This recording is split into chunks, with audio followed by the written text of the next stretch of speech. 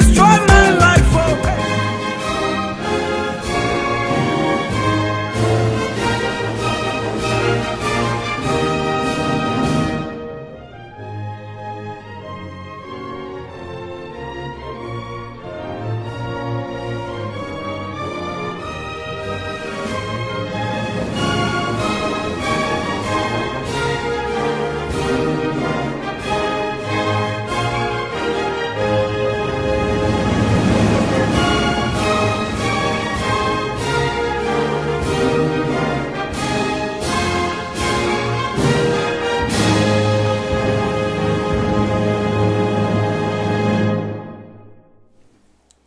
Well, welcome to Majesty Christian Television Network. My name is Apostle Aidoo. We are having 101 this afternoon with His Excellency Dr. Tony Aidoo, the Ghana ambassador to the Netherlands. As an introduction, before I usher him in, Dr. Tony Aidoo is the incumbent Ghana ambassador plenipotentiary to the Netherlands. Prior to this position, he served as a senior presidential aide and head of the policy evaluation and oversight unit of the Office of the President from 2009 to 2013.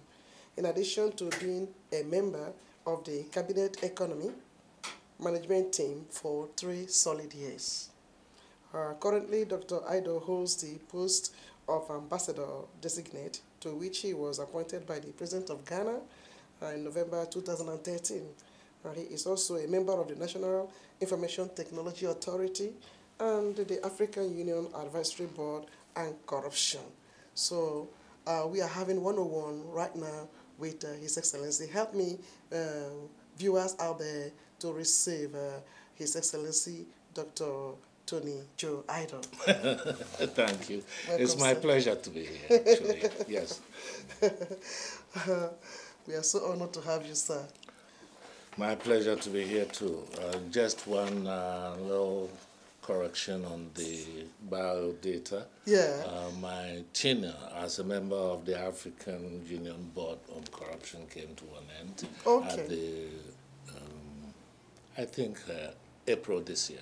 April this year. I served the board 2 consecutive years. Oh, that's awesome. So, thank you. All right. So, would you please tell us how did your previous roles or assignment prepare you for your service as an ambassador of Ghana to the Netherlands?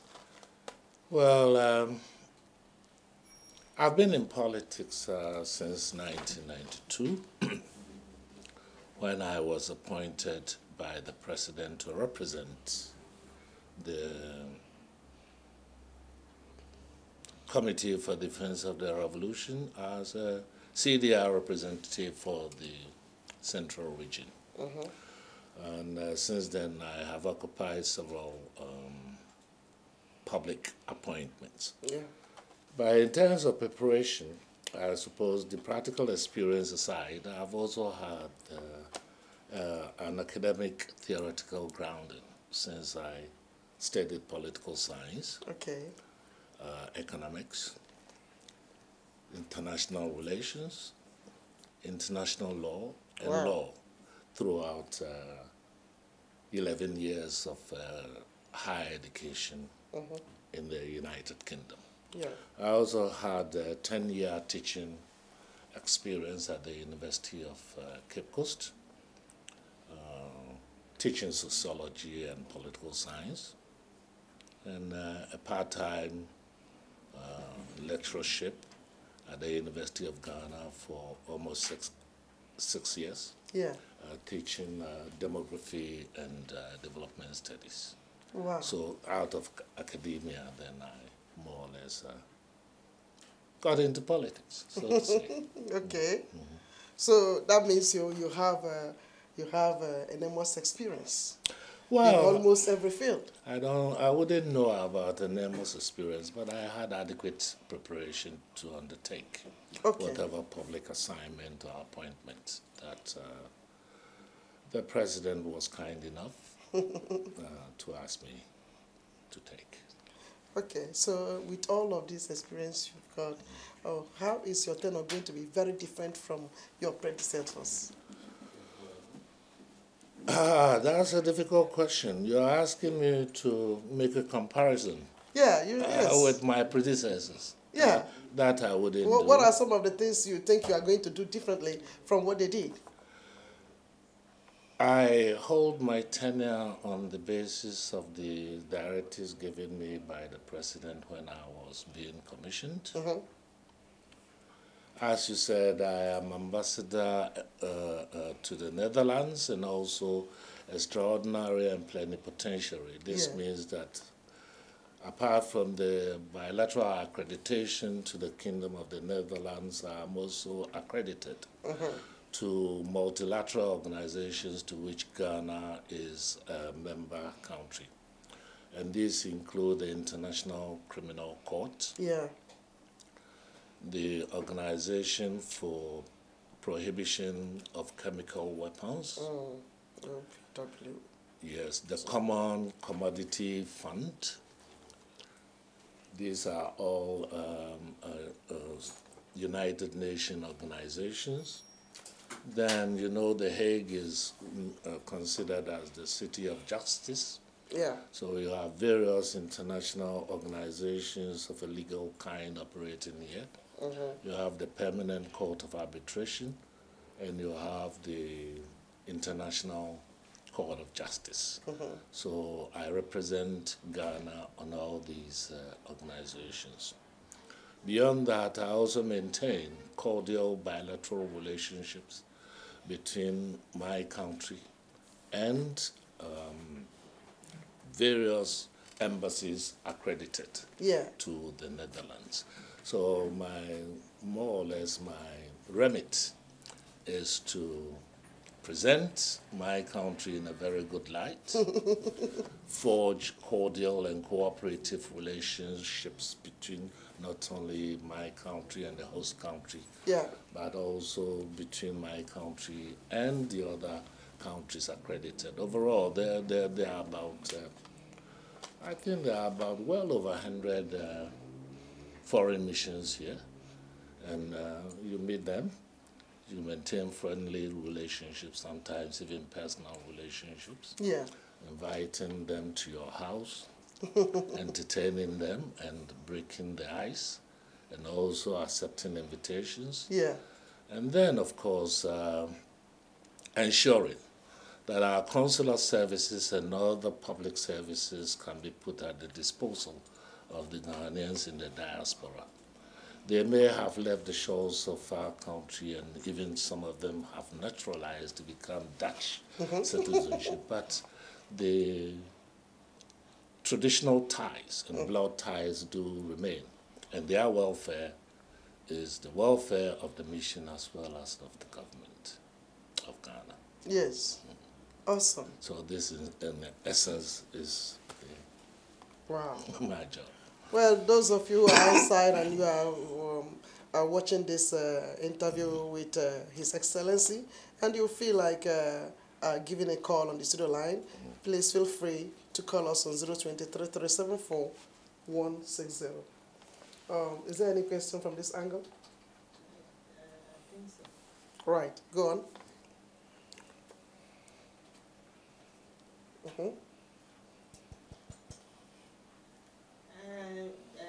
Being a Ghanaian, I would like to thank His Excellency for the effort he has made for us, the Ghanaians, to complete our platform. There is a platform for Ghanaians in the Netherlands called Kogan. And then it started some years back and it went down.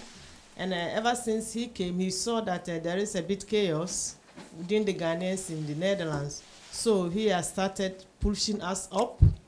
And at this moment, we are very busy working hard on it. And very soon, we are going to present him the report. So we would like to thank him. Thank you so much. Well, I'm glad to hear that, because I think trying to forge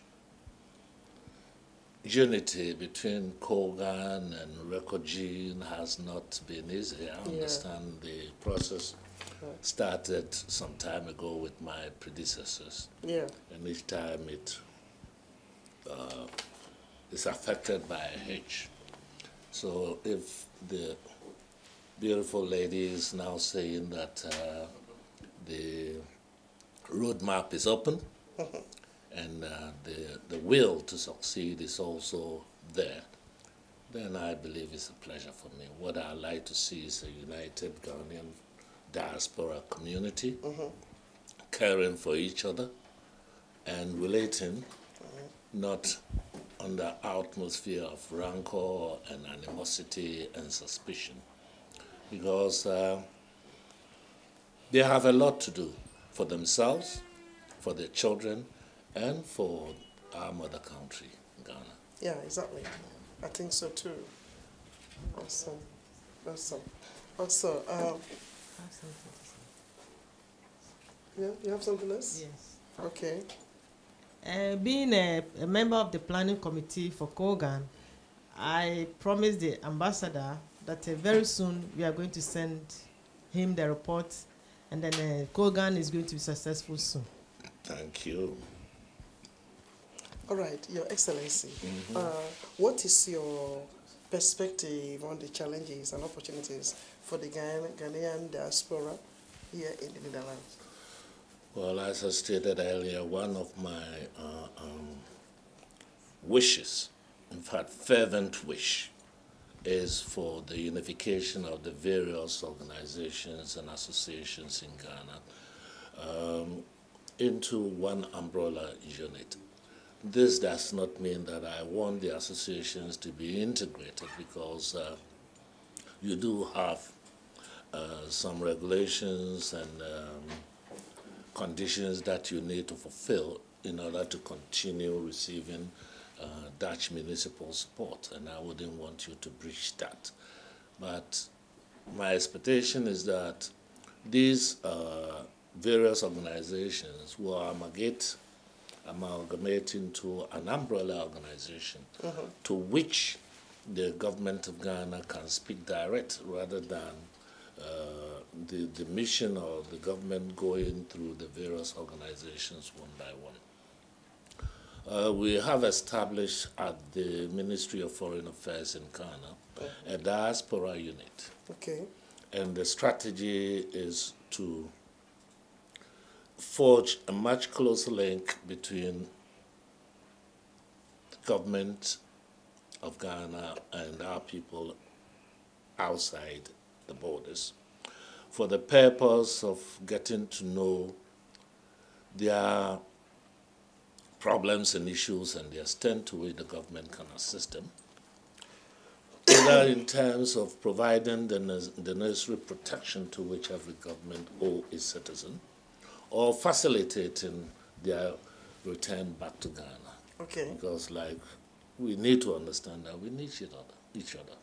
And the foreign experience that Ghanaians have gained would definitely be invaluable in our nation building and social and economic development process. Okay. That's why from the very first day I arrived here, it was my, how shall I say, my campaign to try as much as possible and get the Ghanaian community to unite. And I've had, I think I've had about 3 or 4 meetings with them. Okay. I've also met them in their various areas. I think I've been to Amsterdam to meet the whole of the Ghanaian community. It's not only, it was a meeting not restricted to the leadership alone, but to anybody who wanted to come.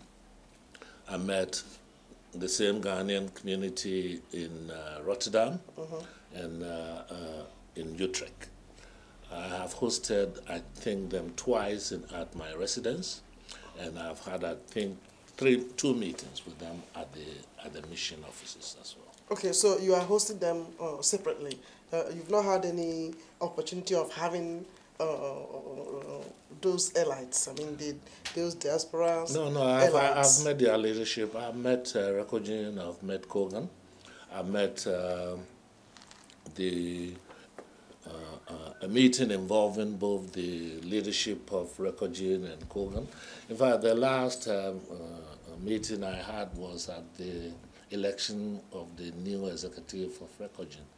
That was held in Amsterdam here, and I attended. So, sir, are you saying to the audience that the Recogene and the Koganas, I've heard you mention 2 times, that's a platform for the diasporas, the Ghanaian diasporas in the Netherlands? Well, so far as I know, there are 2 main leading organizations that embrace Ghanaian associations, and that is Recogene and Kogan.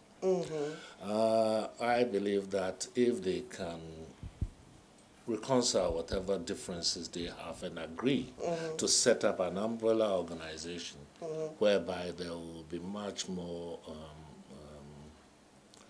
systematic interaction between that umbrella organization and the government or agencies of the government in Ghana, especially the mission, the ministry, and the diaspora desk.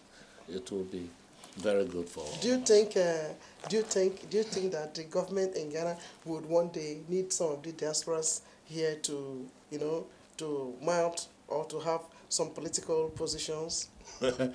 Because I'm from Nigeria, I'm not from Ghana anyway. Well, Ghana is a very free country, both economically and politically. Already since 1992, various political parties or branches of political parties have been formed all over the world. Once upon a time, or shall I say some time ago, I was the National Democratic Congress's coordinator for the overseas wings of the party. Okay. And I went around the world inaugurating the branches. Likewise, the MPP and other CPP and other parties have also, they are sympathizers abroad, and they have also formed overseas branches. Yeah. That is ample demonstration of the freedom of association, freedom of expression, and freedom of speech and of choice available to Ghanaians, whether you live in Ghana or you live abroad. Then economically, we run a free enterprise economy. And in fact, the direction of management of the economy is a public-private partnership. Private enterprise is allowed to flourish to the extent that it operates within the 4 walls of the law. And then the government itself is strenuously forging relationships with the private sector in policy formula we call public-private partnership. There are several areas in our energy, in agriculture, in industry, and in the services that we require the infusion of private capital. And as long as the private sector is available and willing to partner the government, the opportunities are there. Then, of course, if you want to come to Ghana and operate on your own, we have public institutions that will facilitate your return in terms of the proper data and information that you should have. And most of the time, people come to Ghana and they want to set up a firm or a business. They go to charlatans who more or less take their money and run away. We always keep saying that go to the government agencies. The information is there, it's available, it is free. It gives you not only an oversight, but also in-depth knowledge of all the sectors of the economy. Investment opportunities you can see at a glance, and then you can have advice from the people manning the Ghana Investment Promotion Center. They'll give you the more accurate information for you to make your decision. But you go to a charlatan and you say, oh, I want to set up this business. They'll tell you, oh, there is a 7 or 20 acre piece of land belonging to my grandfather, and I'm going to sell it to you so that you go and farm and so on and so forth. You give him the money, he give you some paper supposed to be an indenture, which is not an indenture. Before you realize, you start your business, and somebody will come and say, the land belongs to me. You know, and it goes on. You want to start a real estate, you don't go through the right channels, you don't go to the Lands and Natural Resources Commission to do a search. Somebody will come and tell you, I have acres of land here, you go and buy, and you find that that person did not have ownership to the land at all. And yet, it doesn't take you more than, at most, maybe 100 cedis or 200 Ghana cedis to do a search for the identification of who really owns the land, how many times the land has more or less changed hands, and how safe or how incumbent the land is. But typical Ghanaians, I'm sorry to say it, but it's a fact that must be said. We go and create our own mess, and then we expect the government to come and rescue their burning chestnuts. And that is no good. When you were getting in there to be duped, you never told any government official. Yeah. But after you have been duped, then you blame the government. That is not fair.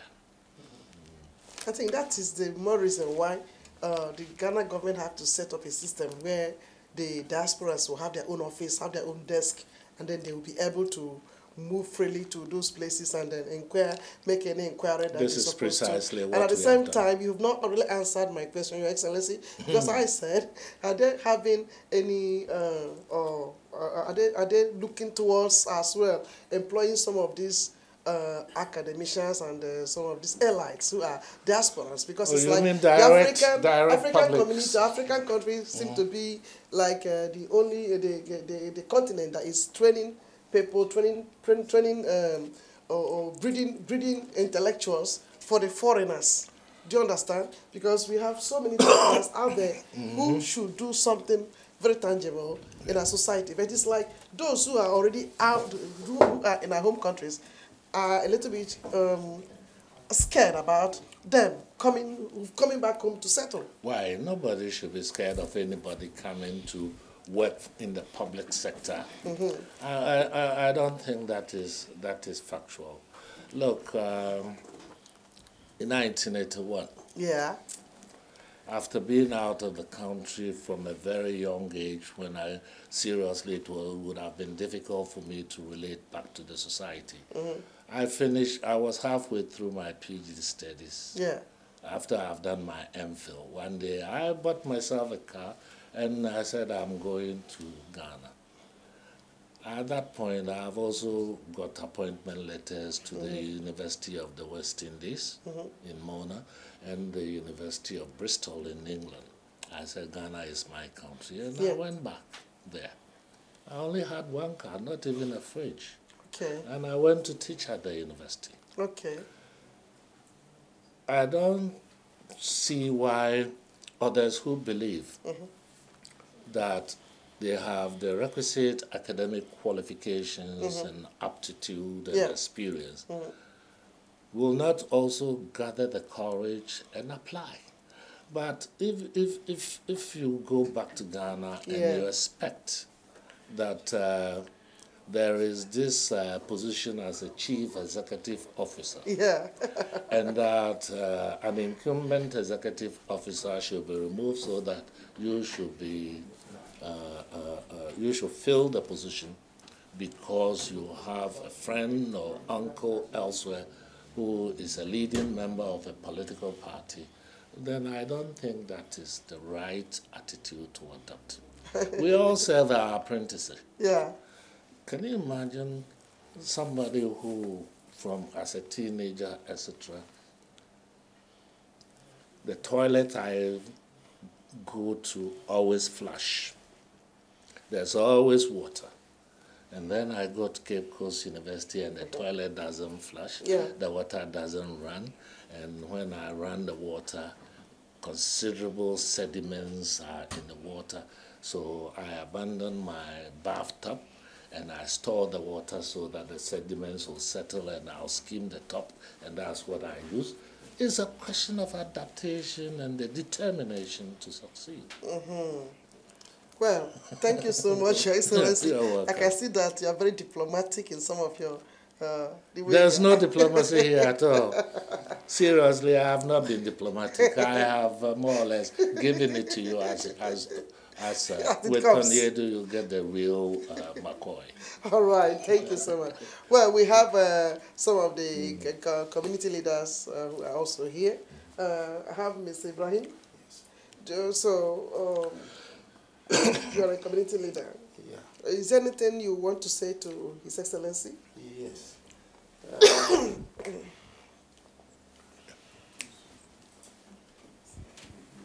Go ahead. Yes, you're welcome, sir. Thank you. How are you anyway? Oh, I'm fine. Yes. Yes, my question. My question to you is about the registration of a Ghanaian in the diaspora. How far of the registration? How far, if you can tell us something?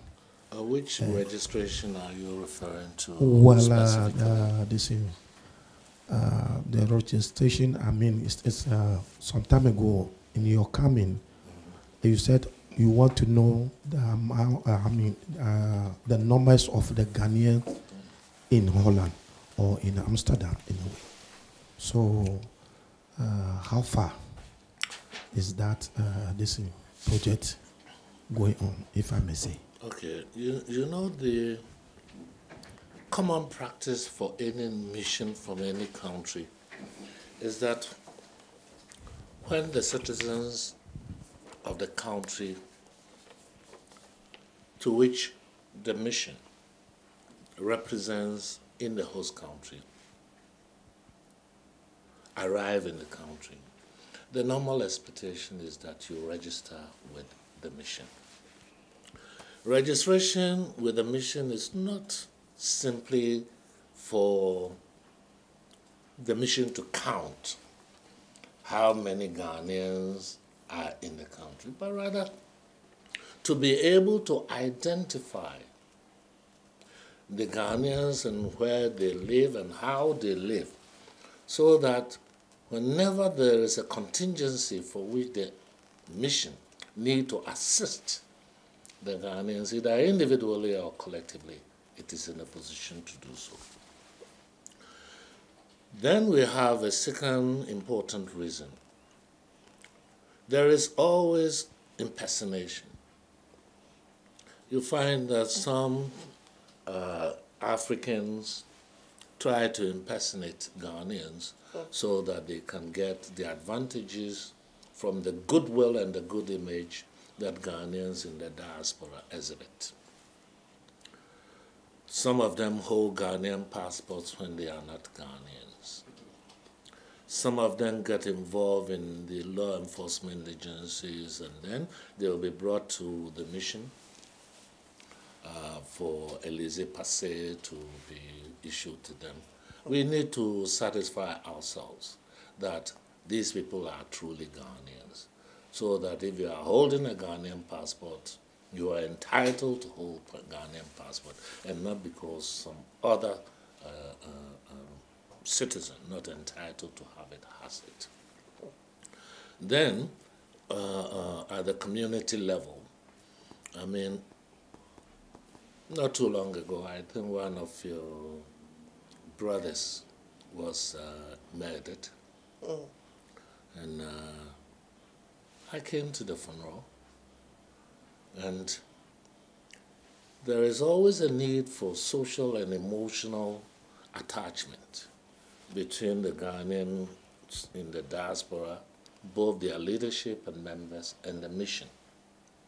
And therefore, as much as possible, the mission should be supported in its efforts to know every Ghanaian and their association and what they are doing. Okay. There is no way that you will give me an information regarding yourself, and I will release that information to the Dutch authorities.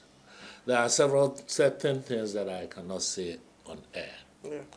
But when they were coming into our country to take our gold and that kind of thing, yeah, they didn't ask for our permission. Yes. So why should I prevent my brother and sister from also coming here and also making a life for himself? Yes. Mm-hmm.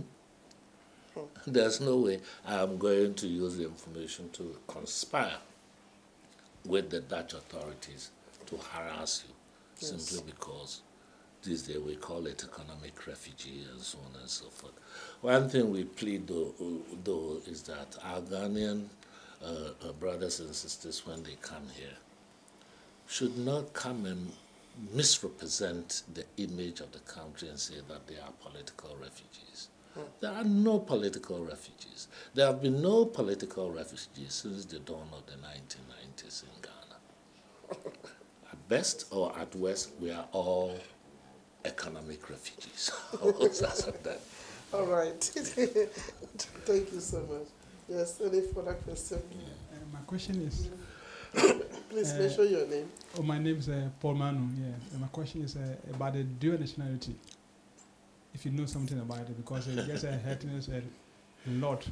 This question has been asked several times, and notwithstanding the numerous explanations, we still don't seem to get to the end of the issue. Ghana amended this constitution to allow for dual nationality. Now, the only condition that we attached to the amendment giving Ghanaians dual nationality, and not only Ghanaians, also foreign-born people who qualify to get Ghanaian citizenship are also allowed to have dual nationality.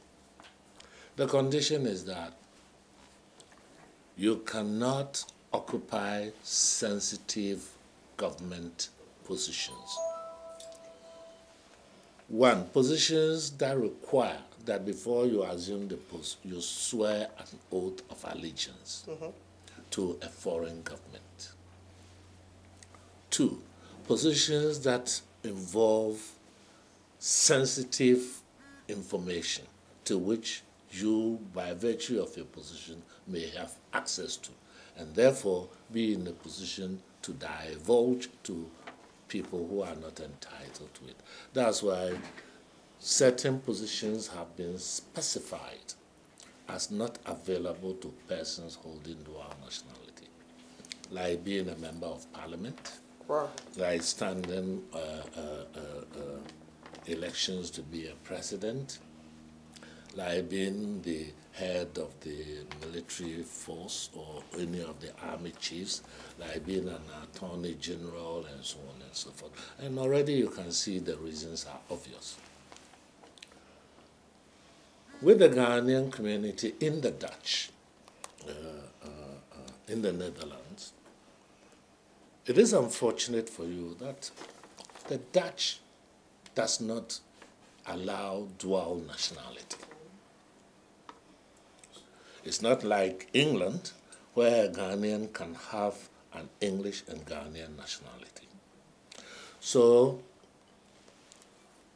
you want to remain here, you want the right to work, the right to reside here, and so on and so forth. The Dutch simply asking you, because we don't allow dual nationality, you must go and rescind your Ghanaian nationality.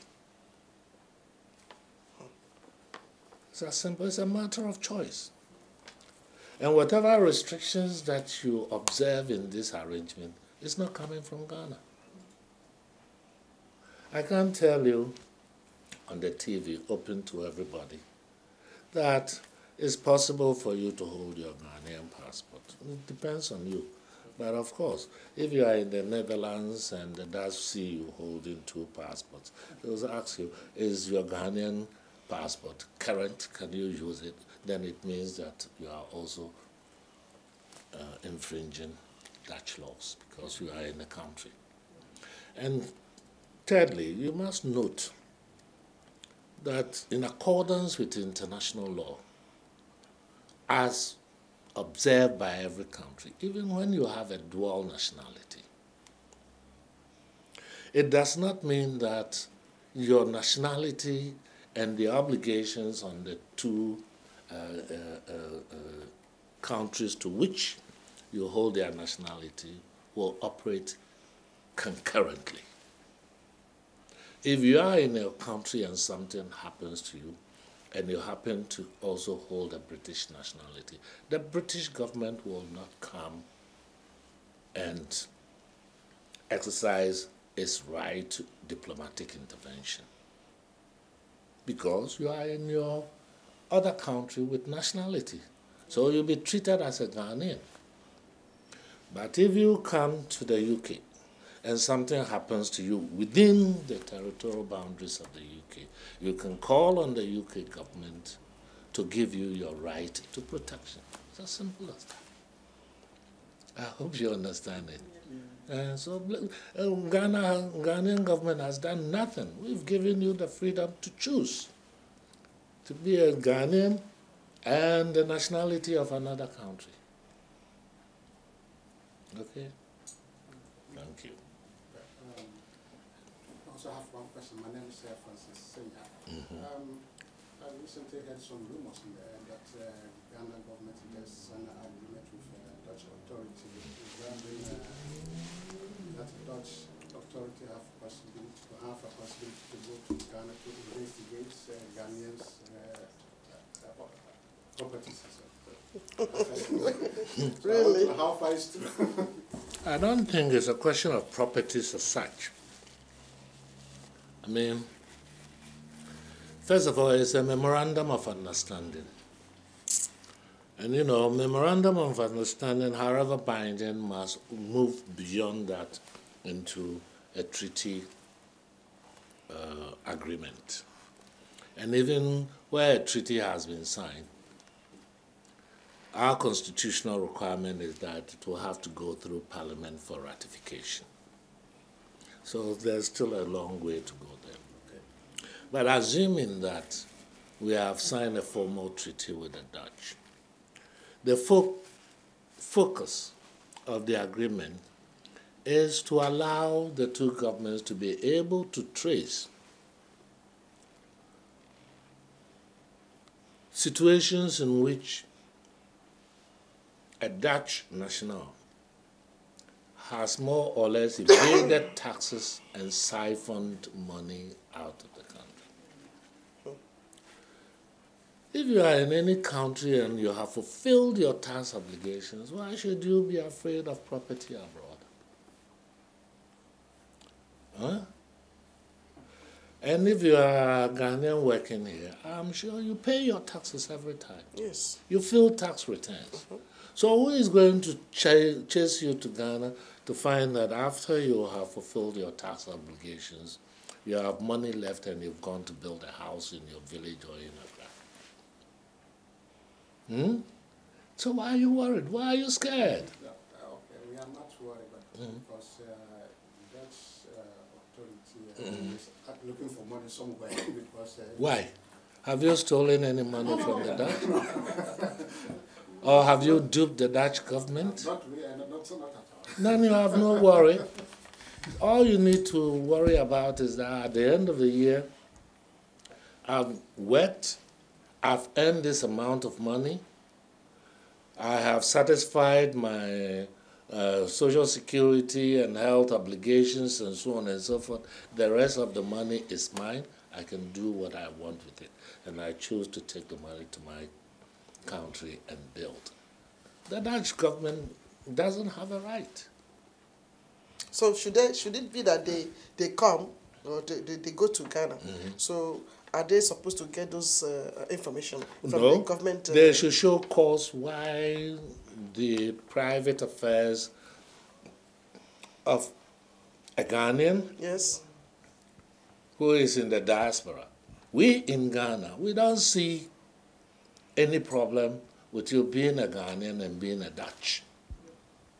It's the Dutch who has a problem with you being a Dutch and being a Ghanaian. So that's you and them.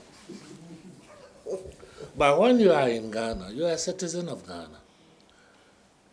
And we have, as part of our constitutional provision, the right to protection of your life and property. If anybody wants to delve into your private affairs, that person must get a court order. Yes. And to get a court order, you must show cause to the court why there is a need for confidentiality to be opened up to scrutiny. If you have a bank account, the bank will not divulge information about you without a court order. And the court will not give an order unless there is evidence of wrongdoing on your part. Even public servants, from the president down to all those who are, we call the Article 71 office holders, who are supposed to disclose their assets before assuming their appointments. Nobody can ask them to disclose their assets unless the Auditor General make a special application to the court for disclosure. And at the court, you must convince the Auditor General that we need disclosure because such and such malfeasance, etc., has taken place. Okay? His Excellency, I would like to thank you very much for this clarification, because there has been a lot of rumors going on in the air, and then sometimes people even, Kogan is not yet formed yet, but still people call Kogan to ask of this information. So thank you very much for this clarification. My pleasure. My pleasure. Thank you, Your Excellency, for the sake of your time. Well, just one more question. Okay. So how do you intend to mobilize the Ghanaian in the diaspora for more vibrant I'm doing so national already. development? Well, I'm doing so already in terms of taking the first step of asking for their unification and amalgamation so that they can speak with one voice on various issues that affect all the interests of Ghanaians and their associations. Of course, I'm not saying that a matter that affects the Kumawu association should equally affect the Anglaga association. But there are certain issues that are cut across the various associations, and therefore there is a need for them to speak with one voice. I'm doing so by making available my own office and the mission and its offices to any information that any Ghanaian require in any endeavor that that person want to undertake in Ghana, be it the issue of going into farming or going into business and so on and so forth.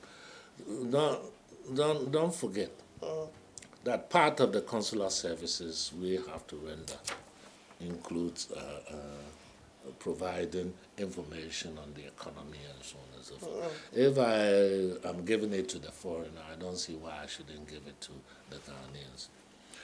On the other hand, I also expect and I hope that Ghanaians here will be also proactive. Yeah. And most of the time, our Ghanaian brothers and sisters are rent-seeking persons, let me say that. They just want to cut corners, you know, and most of the time they complain. I took my car to Ghana and it took me about 1 week or so to clear it. Sometimes you are at fault because some of you you want to jump the queue. And the only way you can jump the queue is to go and bribe the customs officer. And as you keep bribing the customs officer, you establish a tradition It becomes a culture. We complain about bribery and corruption, but we ourselves are part of the problem. We reinforce the conditions for the public official to be corrupt because we are impatient. If everybody was following the queue, you'll find that the queue will move faster than a situation where you are in the queue and somebody will pass you by, take the hard shoulder, go in front, another will follow. Before you realize the queue is at a standstill because those who are coming behind you don't want to follow the queue. Why can't we more or less be a bit disciplined? Then there are also from the financial side, and I think maybe I mentioned this before. I mentioned it as far back as 2009. Yeah. Unfortunately, sometimes when you talk, even within your own party and government, maybe they listen, but it passes here and goes here. We have quite a sizable population in the diaspora. And on an annual basis, I believe that they repatriate quite a huge sum of money back to Ghana. Yes. The only thing is that they do it individually, and most of the agencies through which the money goes are even foreign banks. So they reap the profit from the fees. And I suggested, at that time we had just come to office and we had this huge fiscal deficit. So I said to the finance minister at the time, rather than go to the IMF for financial support, we can set up a second forest window at the Bank of Ghana and establish a term deposit account for Ghanaians in the diaspora, where they can take their money direct through the Bank of Ghana into that deposit. A term deposit means that maybe you have to keep the deposit amount there for 6 months before you can take it. Okay. We offer them higher interest on their deposits as opposed to the negligible deposits that they are earning here. At that time, we've just come out of the global financial meltdown. So interest that used to be about 2% on deposits plummeted. At a certain point, some banks were not even paying interest on deposits at all. The maximum you could get was about 0.5%. And I said, when the Ghana government went to the private international banks to borrow, what we call the Euro bonds and so on and so forth, the minimum interest we pay will be sometimes 7% plus LIBOR. Before you realize the interest is about 12%. So why don't you let the Bank of Ghana mobilize the funds from the Ghanaians in the diaspora? And I'm sure if we were to do that, in 1 year we can get $1 billion from the Ghanaians in the diaspora. I'm sure we can. Yes. Instead of them keeping their money in the foreign banks and earning 0.5%, we'll give them 2%. 2% is what? About 200 times what they will earn here. And then you lend that money to the government of Ghana at 4%. Wow. You, the Bank of Ghana, is getting money. Yes. The government of Ghana is getting credit much cheaper than what it will earn. And the Ghanaian saver will also be getting interest payment. What is wrong with this one? Nothing. Awesome. We'll a forum with His Excellency to discuss matters like this more. Master, I've talked too much about this issue. I'm tired. Nobody listens. Nobody listens. You have a question now? Well, because of his time. Can I take just one question? Because they made a sacrifice to come here, so let's quickly. No. I will go back to Ghana if you don't mind. Here now we know that a holiday is coming. So the Ghanaians living in the diaspora. Yes. And now they are ready with their children who even don't know Ghana. Some of them, they know Ghana, the atmosphere, and medicine. So we know the difficulties Ghanaian public are passing through and so forth with our so-called doomsaw and so forth. So, Honorable, if you can assure...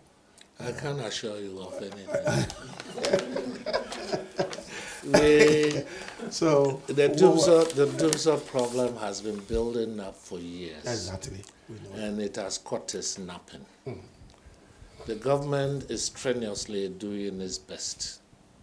In fact, the solutions the government is trying to find so that before the end of the year, we solve this problem once and for all, is going to be more costly than the solution we could have had if years ago, gradually, we have been building up our sources of energy production.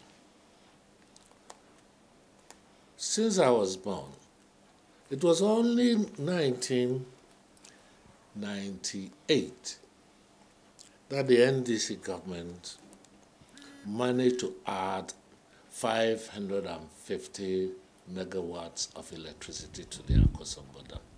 And it did so only because during the second term of the NDC, we realized that we could not continue to rely on the Akosombo Dam.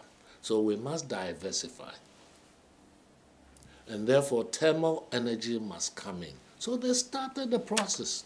So in 1998, when we were caught with the doomsaw thing, the Abuaze thermal plant was almost near completion. That's why that period lasted just about 8 or 9 months. And then we went on stream. I don't want to play politics with this, but successive governments, seriously, they will tell you we added this, we added this, we added. It's a question of verification and the evidence on the ground. But I know nothing significant was added.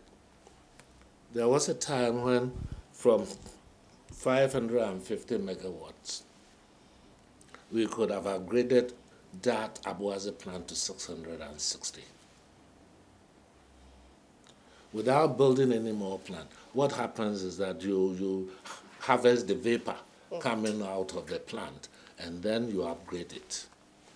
The then government decided that instead of upgrading, they are going to import generators. And you know, generators use diesel oil, which is more expensive than the thermal, which uses crude oil. Then you have arguments like, we retrofitted our customer. You retrofit, you haven't created any new source of energy. You have just, how shall I say, maintain the plant in such a way that it will work more efficient. But capacity still remains. Okay?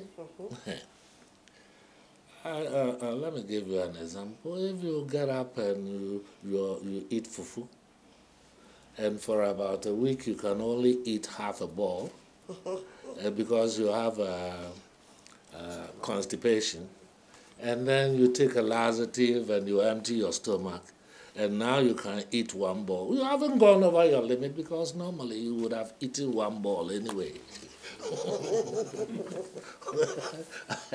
Yes. So, seriously, that is how we've come to find ourselves in this mess.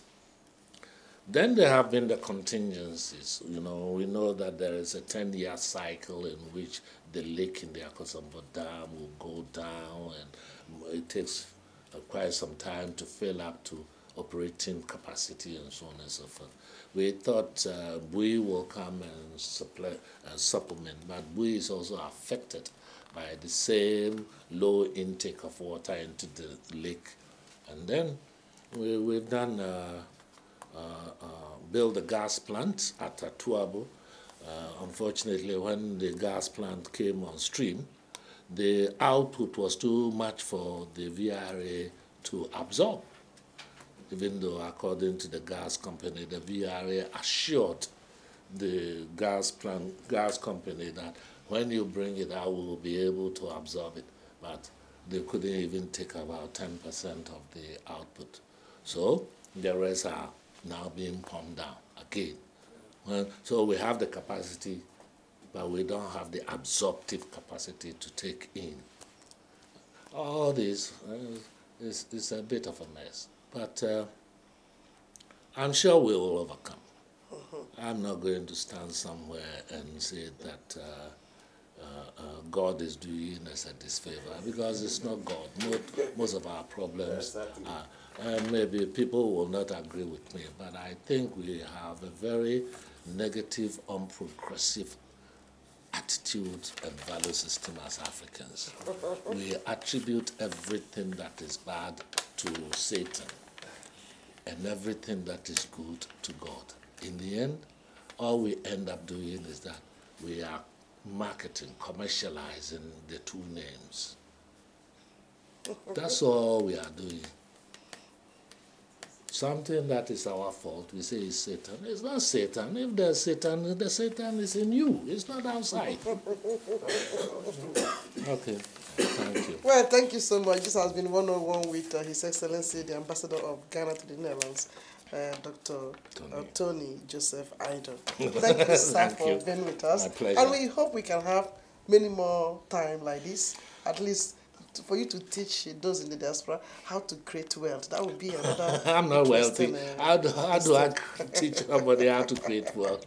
It's not my intention to gainsay anybody.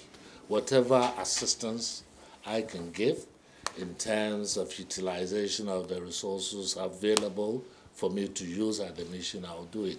If it's a question of also providing advice, I'll do it. It's, to me, my relationship with the Ghanaian community is a labor of love. Okay. Thank you.